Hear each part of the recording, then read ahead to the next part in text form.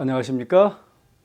오늘은 요한복음 12장 27절부터 33절에 있는 말씀을 통해서 하나님께 영광 돌리는 삶이라는 제목으로 말씀을 드리겠습니다. 크리스천들은 하나님께 영광을 돌린다는 말을 자주 하거나 듣게 됩니다. 또 이사야서에는 43장 7절에 내가 내 영광을 위하여 창조한 자라고 사람이 창조된 이유를 설명하고 있습니다. 그러면 과연 하나님께 영광을 돌린다는 진정한 의미가 무엇일까요? 요한복음 12장 27절부터 33절까지는 헬라인들이 예수님을 만나러 왔던 이야기가 기록되어 있습니다. 그들과의 대화를 통해서 예수님의 하신 말씀을 가지고 하나님께 영광을 돌리는 것이 무엇인지, 어떤 의미인지를 찾아보려고 합니다. 요한복음 12장 24절에 예수님께서는 헬라인들에게 이렇게 말씀을 하셨어요. 내가 진실로 진실로 너희에게 이르노니 한 알의 밀이 땅에 떨어져 죽지 아니하면 한 알 그대로 있고 죽으면 많은 열매를 맺느니라 라고 이렇게 말씀하신 후에 예수님은 깊은 생각에 빠지셨습니다. 그렇게 깊은 생각에 빠져 계시는 동안 신비로운 구름이 하나님의 아들을 감싸는 것처럼 보였습니다. 그분과 가까이 있는 자들도 그 암울한 분위기를 느낄 수 있었어요. 그분은 어떤 생각에 깊이 몰입해 계셨던 것이죠. 마침내 그분은 침묵을 깨시고 슬픈 음성으로 이렇게 말씀하셨습니다. 지금 내 마음이 민망하니 무슨 말을 하리요? 아버지여 나를 구원하여 이 때를 면하게 하여 주옵소서라고 말씀하셨습니다. 왜 민망하니라고 말씀하시며 이런 말씀들을 계속 하셨을까요? 여기서 민망하니라는 원어는 동요되다, 흔들리다라고 하는 뜻을 가지고 있습니다. 그리스도는 이미 쓴 잔을 마시고 계셨던 것이다. 무슨 말씀이냐고요? 이미 그리스도께서는 여기서도 겟세마네의 서곡을 경험하고 계셨던 것입니다.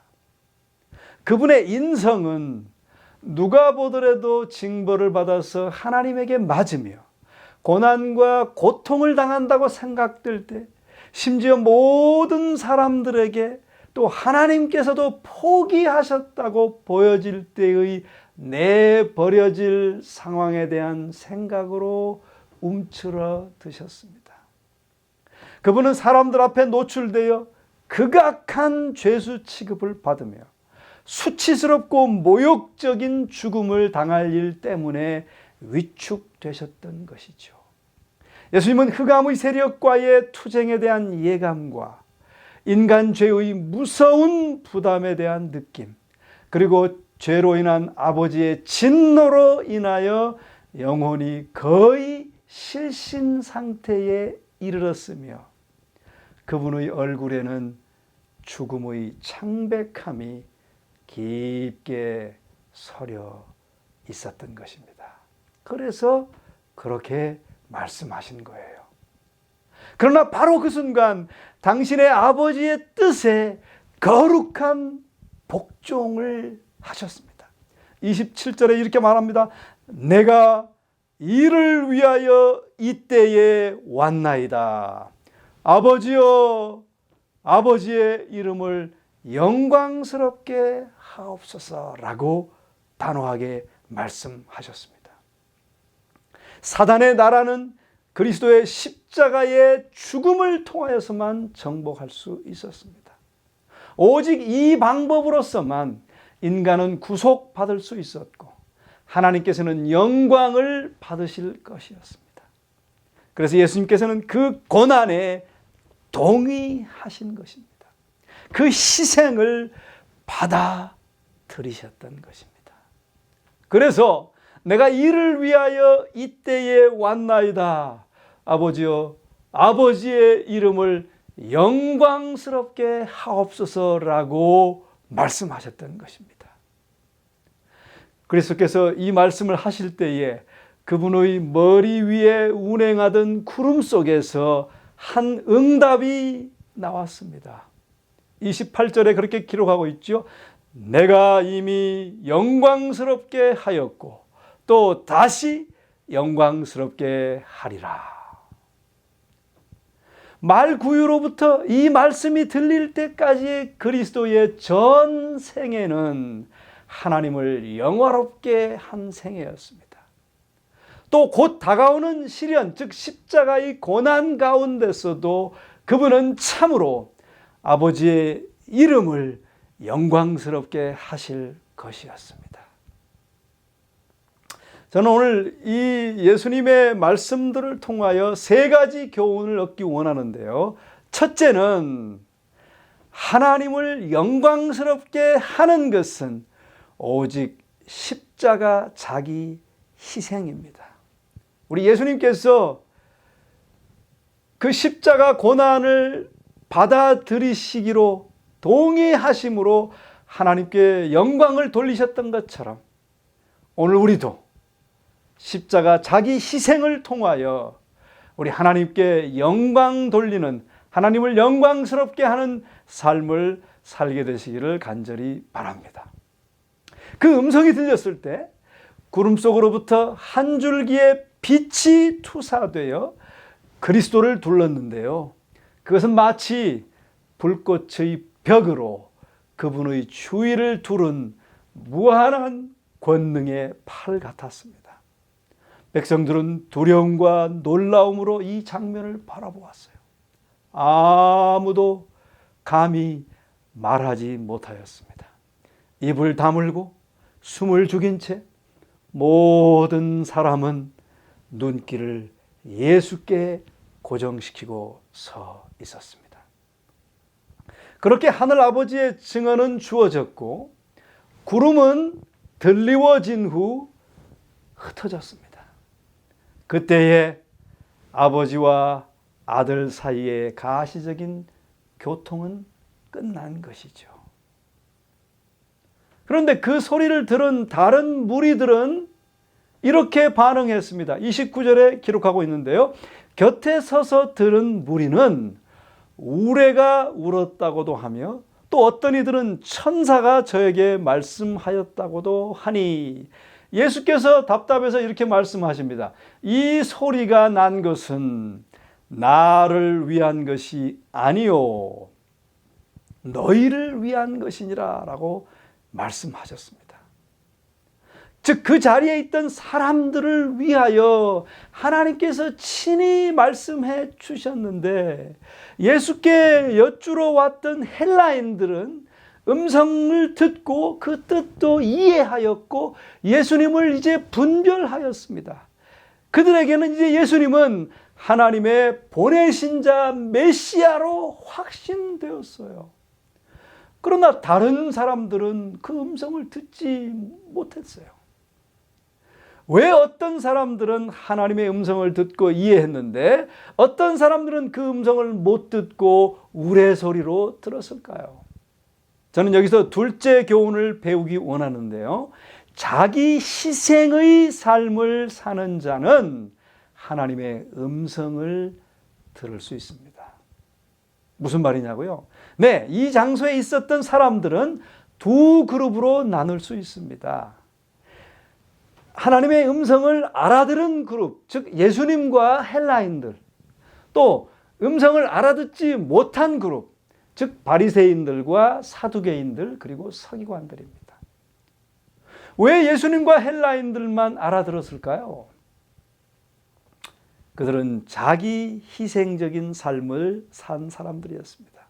여러분 아시다시피 예수님은 물론 자기 희생의 삶이셨죠. 또 예수님은 생애의 초기에 동방에서 온 박사들처럼 예수님 생애의 마지막 때에 서방에서 이 헬라인들이 왔지 않습니까?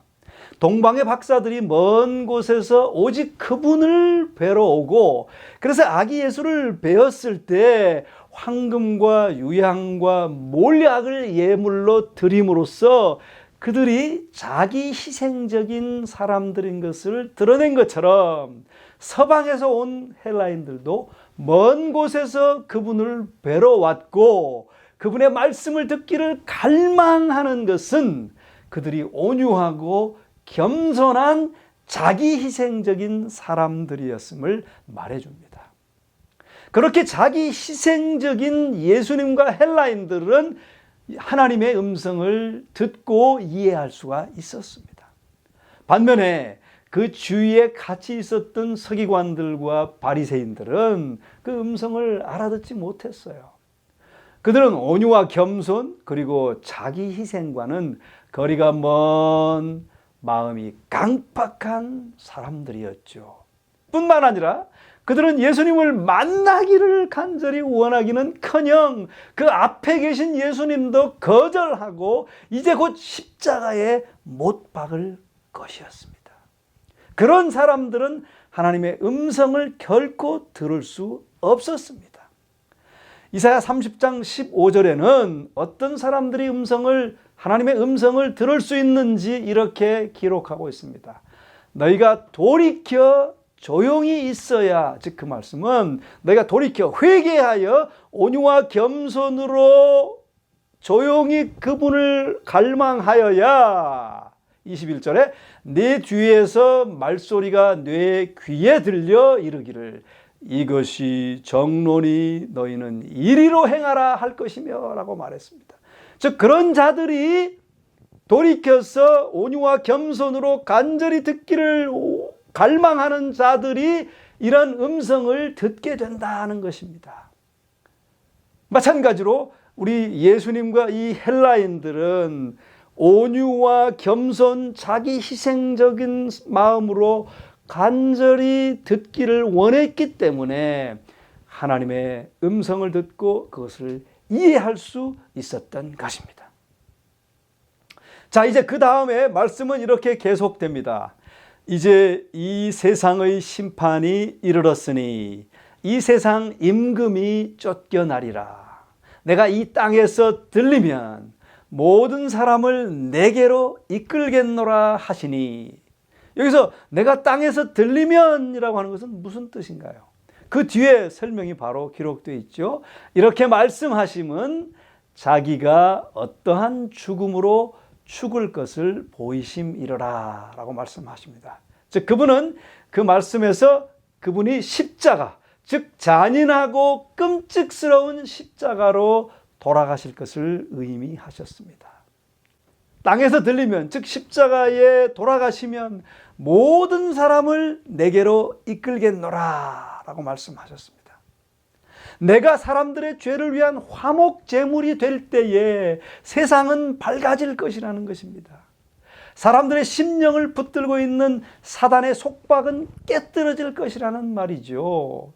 훼손된 하나님의 형상이 인간에게 회복될 것이며 믿는 성도들의 가족은 마침내 하늘집을 상속받게 될 것이라는 것입니다. 이것이 그리스도의 죽으심의 결과라는 말씀입니다. 구주께서는 당신 앞에 펼쳐진 승리의 장면에 대한 명상에 잠기셨습니다.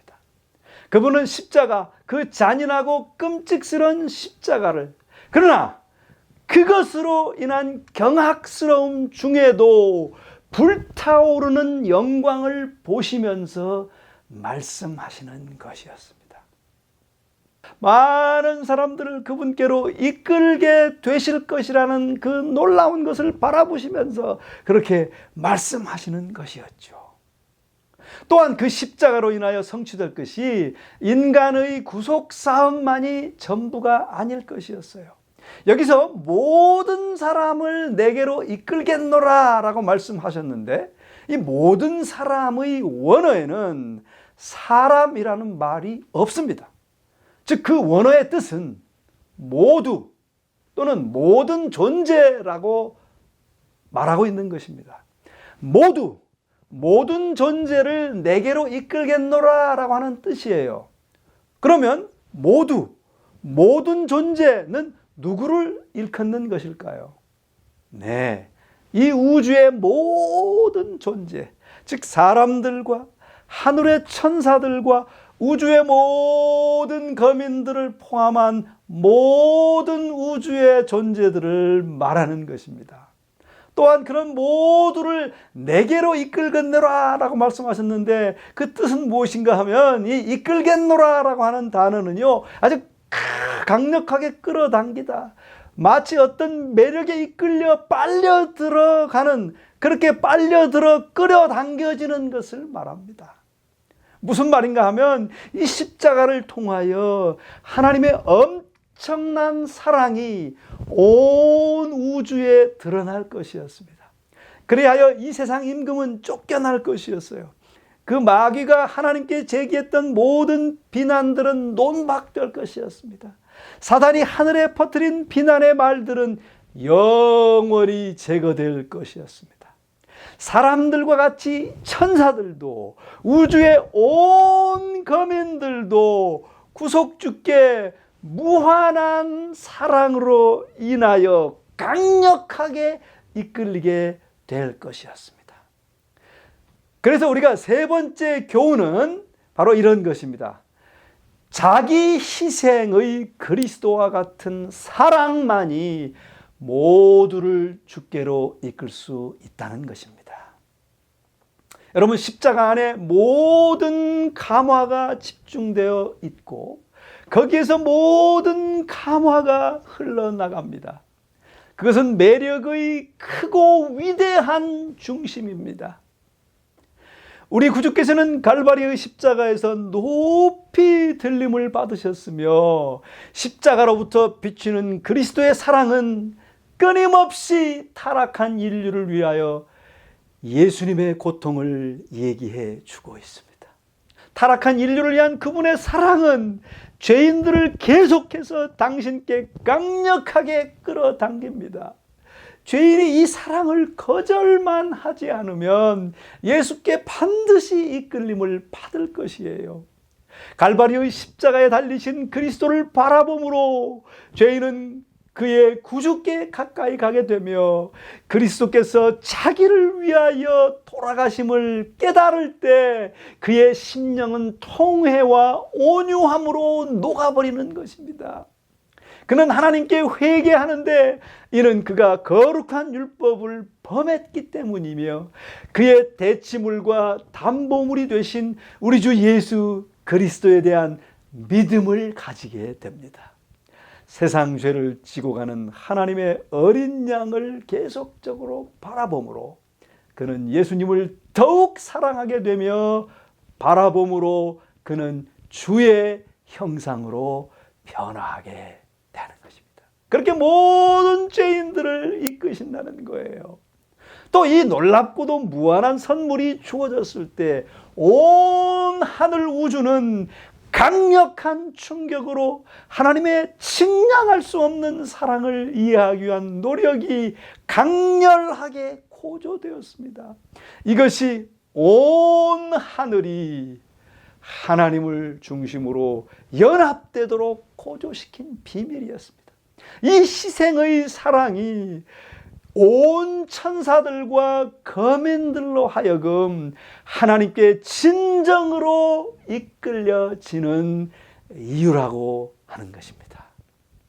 여러분, 그리스도의 희생은 크고도 위대한 진리이며, 그 진리를 중심으로 그 둘레의 모든 다른 진리들이 모여 있습니다. 창세기로부터 계시록에 이르기까지 하나님의 말씀 속에 있는 모든 진리들을 바르게 이해하고 깨닫기 위해서는 우리는 그 모든 진리들을 갈바리 십자가에서 흘러나오는 빛 가운데서 연구해야 하며, 구주의 속죄라고 하는 놀랍고도 중심되는 진리의 빛 가운데서 연구해야 합니다. 구속주의 놀라운 희생을 연구하는 사람들은 반드시 은혜와 지식 가운데서 그도 또한 자희생적 사랑의 하나님께 영광을 돌리는 사람으로 나타나고 자라나고 성숙하게 되어질 것입니다. 그렇습니다, 성도 여러분. 사랑이 모든 행위의 원칙이 되어야 합니다. 그것은 또한 그리스도인의 품성의 기초가 되어야 합니다. 오직 이것만이 그리스도인들을 견실하게 하고 보호해 줄 수 있습니다. 이 사랑만이 시련과 시험을 견딜 수 있게 해 줍니다. 여러분, 우리를 그토록 사랑하시는 예수님의 사랑을 얼마 정도만 깨닫게 되어도 그 예수님의 사랑이 우리를 어떤 시험에도 배반하지 않고 견딜 수 있게 해 주는 것입니다. 그리고 그 사랑은 또한 희생을 통하여 나타나게 될 것입니다. 그리스도의 희생은 너무도 넓고 깊고 높기 때문에 아무도 측량할 수 없습니다. 그분을 구주로 받아들이는 자들은 저희의 구주를 위하여 모든 것을 주저없이 희생할 준비가 되어 있어야 합니다. 이것이 하나님께 영광을 돌리는 길이기 때문입니다. 우리가 만일 예수를 사랑한다면 우리는 그를 위하여 살고 그에게 감사의 예물을 드리고 그를 위해 일하기를 기뻐하게 될 것입니다. 그리고 그 일은 몹시 가벼울 것이에요. 우리는 그를 위해 고통과 수고와 희생을 자청하게 될 것입니다. 인류의 구속을 위한 그분의 열망을 우리도 가지게 되고 그분이 느끼셨던 영혼에 대한 부드러운 간원을 우리도 느끼게 될 것입니다. 그리고 그 일들을 위해서 어떠한 희생도 감수하게 될 것입니다. 이것이 자기 희생적 하나님께 영광을 돌리는 삶입니다. 이것이 바로 그리스도교입니다. 여기에 미치지 못하는 것은 다 기만이라, 그렇게 영감의 글은 말하고 있습니다. 사랑하는 우리 성도님들이시여, 잠시 이 사랑의 희생에 관한 동영상을 보시겠습니다.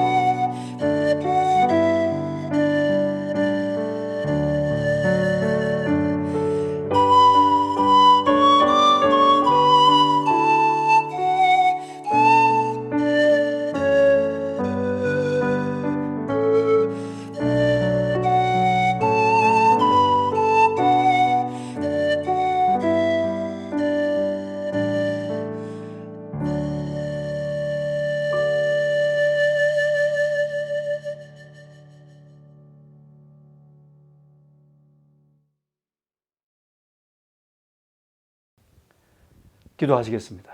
사랑의 아버지 하나님, 다시 한번 하나님께 영광 돌리는 것이 무엇인지 우리에게 깨닫게 하시니 감사합니다. 자기 희생적인 예수님의 위대한 사랑을 본받아 우리도 그런 사랑을 나누는 자들이 되게 하여 주옵시고, 참된 또 진정한 하나님께 영광을 돌리는 성도들이 다 되게 하여 주시옵소서. 예수님의 거룩하신 이름으로 간절히 기도합니다. 아멘.